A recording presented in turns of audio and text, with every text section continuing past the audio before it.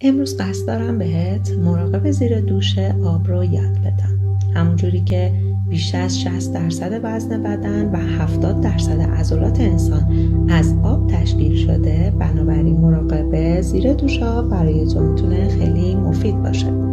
هر بار که دوش میگیری خودت رو از هر گونه استرس و اضطراب پاک کن. تجسم کن که آب تمام انرژی و افکار منفیت رو میشوره و شما رو از اونها پاک میکنه.